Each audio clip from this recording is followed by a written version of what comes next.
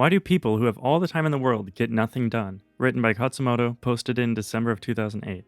I'm not sure how directly this relates to AJATT. I mean, it relates, but I'm not sure that it relates to everyone doing AJATT.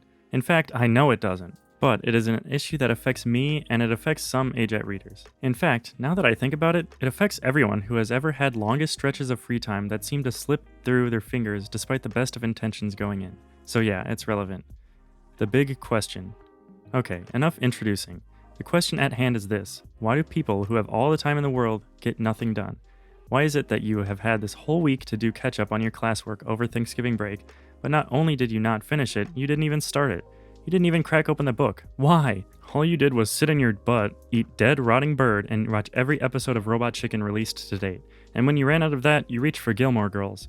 Wow, this post is going to sound so dated in 15 years. Narrator's note, 15 years after 2008 is 2023. I think he was right. Do we need management? Do we need bosses? Do we need stress, or at least eustress, to get anything done? Do we need the threat of pain and suffering to get our butts in gear? Do we need something to fear? Is an idle mind Dick Cheney's workshop? I say yes and no. If we had been left alone as kids, this would not be an issue. Young kids who have not yet undergone that much processing, and unschooled kids, seem to do just fine getting stuff done. Okay, but forget about kids. Stupid kids thinking they're our future. I'm the future, you vertically challenged mother lovers. Let's bring it back to us. So why do people who have all the time in the world never get anything done? Why do people who have all the time in the world never get anything done? Why do people who have all the time in the world get absolutely nothing done? Chris Rock's stand-up style is affecting my writing. Lottery winner / windfall syndrome. I don't freaking know why, but I have a wacky Khatzumoto hypothesis about it. I call it lottery winner syndrome hypothesis. We all know those stories of lottery winners who, were totally poor and then they won the lottery and overnight became decamillionaires, but then overnight became po again. The New Age PD people will spin you a tale about the law of attraction and how they weren't a vibrational match for the money. Yeah. This is what is known in linguistics as bullocks. It's a special kind of bullocks, though, because it's actually correct at many levels. But it's bullocks because it's the same as saying, the sky deity is urinating, instead of, it's raining. Or, remote desktop hates me, instead of, I forgot to open port 3389. Or, yeah. Or that. What I mean is, we can accurately describe and predict the same phenomena, effective attitude and knowledge on life experience, without going all Southern California about it and trying to sell people a seminar. Did I mention I hate personal development seminars? Yeah, but that's just my 2 cents. PD books are cool, though. Dang, dude, far too many asides. Where were we? Oh yeah, lottery winner syndrome. Yeah, it totally happens, man. Totally. In fact, it happens so often I want to give it a new, more general name, the windfall syndrome hypothesis, whereby people who have been in a state of impoverishment with respect to a given resource are very likely to completely misuse and exhaust the resource if and when they abruptly come to have it in plentiful supply. Corollary, people who gradually acquire more of the resource tend not to do so. I and 2 Japanese friends of mine who live nearby have left the so-called normal company life that most adults currently live. We work from home. We set our own hours. We are basically free to do whatever we want, whenever we want. In the common parlance, we have a lot of free time on our hands. We are time wealthy. We time rich, biatch. But for a while there, we weren't nearly as productive as we wanted to be. In fact, we had become less productive when free than when we were company serfs, and everything but company work was a side project that had to be done on the commuter train. Dude, there are only 3 podcasts up right now. I haven't produced a Dick and Jane comic since my Sony days. Khatzumoto went a year almost untouched. Fortunately, that's changing now, due to reasons and discoveries I'm going to discuss here. Okay, so the windfall hypothesis so far is saying what happens and when it happens, but not why. Like so many things, it does come down to psychology, to philosophy, to state of mind, baby. I'm doing the touching my temples with both index fingers thing, and I'm saying mind in a near whisper. State of mind, man. Innumeracy. Why? Because of a subtle subspecies of a disease called Innumeracy. A great book, by the way. Innumeracy can affect even people who otherwise like numbers and math of the matics. Innumeracy is the reason people will drive across town to Kroger to save 50 cents on roasted peanuts, but will not blink at a $50,000 difference in house price because they're being semi-conned into focusing on the low/no down payment and the monthly cost of the mortgage. Another great book.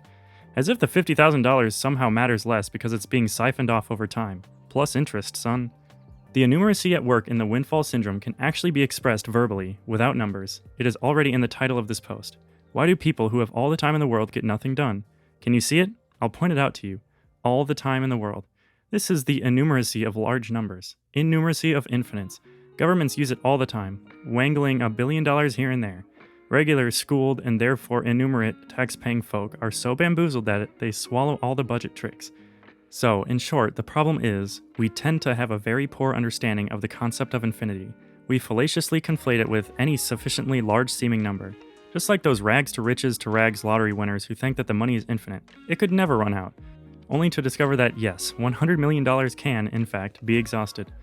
It's not just the fault of the lottery winners. The people around them play a role too. Get considerably richer than your friends and watch their behavior change. You don't even have to wait for it to be 6 figures. Just start making about twice as much money as your friends and watch them act differently. Watch them act as if your money is inexhaustible. Like Cuba Gooding Jr. once said on Oprah, when you become a millionaire and an old friend or acquaintance asks you for $10,000 and you say no, and then they say that you suck and your wealth has changed you, it's not that you have changed, it's them. They never would have asked you for that kind of cash before, but suddenly they ask as if you're a never-ending fountain of no-strings-attached grant money. In fact, they more or less believe you are.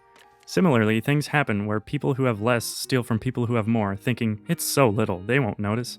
Time wealth and time poverty. Okay, let's bring it back to time.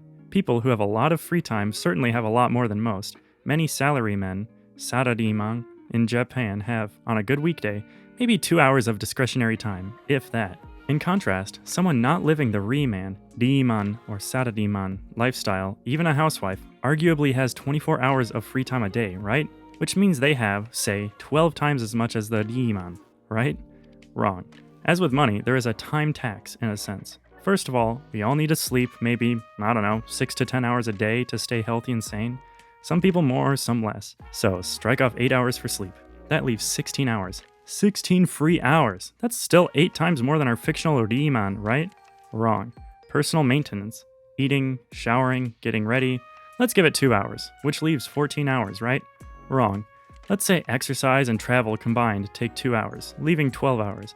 And then let's say various other tasks involving care and maintenance of things other than one's person. Housework, childcare, pet care, and play breaks. Since 1, virtually no one can work on something without breaks indefinitely. And 2, many people have these kinds of maintenance responsibilities. That leaves 8 hours for some real work. 8 hours is still a good amount of time. But you know what? It certainly isn't infinite. My figures are all kind of fudged and estimated and made up. It's probably hard to be truly general since, except maybe Japanese housewives, people are going to have very unique life patterns. Maybe with some time hacks, people can squeeze out an extra 2 hours, bringing us back to 10. So this person with, quote-unquote, all the time in the world, is really only 4 to 5 times time richer than a Riman. In the US, where I'd hazard a guess that regular-ass employees have 4 hours a day of truly discretionary time, this means that the time rich are only maybe twice as rich as regular folk. Unlike money, time can't be created, it can only be reallocated. And there's a hard limit. The day is only 24 hours long for any of us. Add in all that natural overhead, tax, and a time-rich person just isn't that rich. Now, the problem is that not only do many of the time-rich think they're far richer than they actually are, so do the time-poor Klingons. You know, those people who ask you to do something because, come on, man, it's not like you don't have the time. Why don't you respond to every email that ever comes in your inbox, B-Arch? Come on, man, you have the time. Back up my files for me. Come on, man, you have a terabyte. Buy me a house, Bill Gates. Come on, man, you have the money. Actually, he doesn't. A lot of that net worth is stock, and there are rules preventing him from selling it. Plus, if he were to sell it, it could be taken really badly. So, the time rich are not only bombarded by infinite requests for their quote-unquote infinite time, they also put infinite demands upon themselves. And, like I said, a time-rich person is anyone who has considerably more discretionary time than the so-called norm.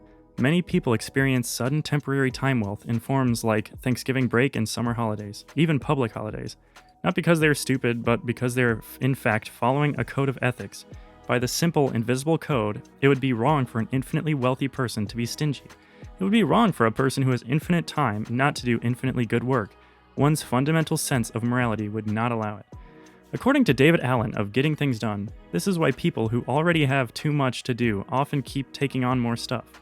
Without some kind of management system to tell them otherwise, they may feel busy and burnt out. but they have no way of telling for certain that they have far too much going on and they need to start saying no outright, so they keep taking on more projects, often until they fall apart from the strain of it all, i.e. go physically or mentally bankrupt like unto a lottery winner. Those projects can be as simple as taking on too many books to read. Only when you have something like a single, visibly jam-packed, to-read box do you realize that, in fact, you have too much to read and this pamphlet's just gonna have to go suck it. Without visible spillage, they may just think that their glass is heavy, but that they should keep on pouring in more water. I, my friends, and anyone who's ever put off coursework for the weekend or Thanksgiving break, when I'll have the whole week to catch up, as if all 168 hours could be spent lump sum en masse, nonstop on the work you haven't been doing all semester, all thought we had infinite time. So we tried to do infinite work, and we didn't just end up doing a little bit of work, we did virtually no work. No manga produced, no website up, no Khatzumoto updates, because we were paralyzed. We'd spend days and weeks just thinking crap up, because we subconsciously felt we had to, because after all, we had the time. And yeah, if you had an infinitely long time, then 70 years spent on just playing with ideas for your great American novel would be no problem. But you know what? Not only do you not have an infinite life, you have pretty darn short days. So yeah, this is why short, winnable games work. They bring us back into finite reality. This is why giving a kid $1 and teaching her not to spend all of it will help her if she ever suddenly has a cajillion of them. In short, a lot of anything really isn't that much. The 80-20 principle. Remember when I hinted at discoveries I'm going to discuss here? My big discovery was the 80-20 principle. In fact, I'm reading a whole book about it. It is fascinating stuff, man, and liberating. These kind of ideas used to upset me. Kind of like how certain people, hippies, always lament at the rich growing richer. It's called feedback, mother lover. Wouldn't it suck if getting more of something made you lose it? The fact that a vast majority of effects stem from a minuscule minority of causes can seem unjust, but just think about it. The next time you make a to-do list at your computer, just know that for every 10 items, about 2 will actually be worth it. Rather than stress out about all 10, focus on those 2, and then, if there's still time, try to fit in some of the other 8. It's like that object lesson about trying to fit pebbles and rocks into a jar. If you put in the pebbles, there will be no room for the rocks. Put in the rocks, and let the pebbles fit around them. I used to try to get everything done. I was the perfectionist, and it was killing me. I was getting symptoms of all those middle-class neuroses, what pretty white kids with problems collectively refer to as issues. Panic attacks, OCD-like behavior, watching Gilmore Girls. Okay, it never got quite that bad, but you see what I mean. Many days, I would avoid doing anything, just so I could evade the self-imposed duty to be perfect, complete, and infinite. But thanks to all these books, I have a whole box of tools to help me work on that. Eat That Frog and Getting Things Done taught me how to slice up my work so small that even complex, dirty duties, who likes filing their taxes, could be as emotionally neutral as the proverbial flipping of burgers. This was a major step forward, but by itself it was not enough. The now habit taught me to let go of being perfect and just get on with it. And the 80-20 principle taught me to look for and zero in on the very least, the 1 or 2 widget making or burger flipping tasks I could do to achieve the very most. I feel good. I knew that I would, now. Example from real life. Yesterday I had a list of changes to make on AJATT, and I started making the changes, then I thought up yet even more ideas and started working on them. In about 2 minutes I was literally working on 10 things at once. Those books, as good as they are, don't, won't, and can't change your behavior for you. Rather, they lead you to observe it and show you what to do, then you change it. I was trying to be at all points in space and time at once, kind of like in Star Trek Voyager, by the Japanese version, Mother Lover, when Tom Paris went to Warp 10. I was flying at Warp 10 with no inertial dampers, shields down, broken deflector. I was going to get crushed by the enormity of my own thoughts. Then I stopped. First, I wrote down what I wanted to do. Writing it down is something that many of the PD peeps recommend. It helps you judge things in their true context, against everything else that needs to be done. When it's just in your head, everything can seem important. As David Allen has hinted, the purpose of a list of tasks is not necessarily to do all of them. Indeed, a lot of it is a matter of choosing tasks to not do. Anyway, I wrote down all the tasks. Then I numbered them in order of easiest to do and greatest long-term benefit. I like easy. I noticed one of the tasks wasn't a task at all, but a nebulous, amorphous, undefined, unwinnable project. Update/streamline table of contents. I deleted it and went with add recent articles to table of contents. Oh yeah, like the pebbles fitting around the rocks. I also picked up some of the lower numbered tasks on the way, quite unintentionally, which funnily enough led to an overall update/streamlining of the table of contents. Which all seems very petty, but if you'd been there, you'd have felt the realness. Like the SRS once taught me about memory, 90 to 95% right is good enough. The remaining 5 to 10% is almost never worth going for. Pretend for a moment that the long tail doesn't exist. I don't know how to fit it in. Too much work, too much pain, too little gain. In closing, so do you need a boss? Only if you don't know this stuff. That's what bosses and editors and producers do for employees, writers, or artists. They make these task-splitting, get-her-done 80-20 decisions. The work is valuable, but most of it wouldn't be necessary if more people were allowed and placed in a position to learn to do this for themselves. Anyway, I don't know if I'm actually right on any of this or not, but it seems to explain what I'm seeing. What's your experience? Share!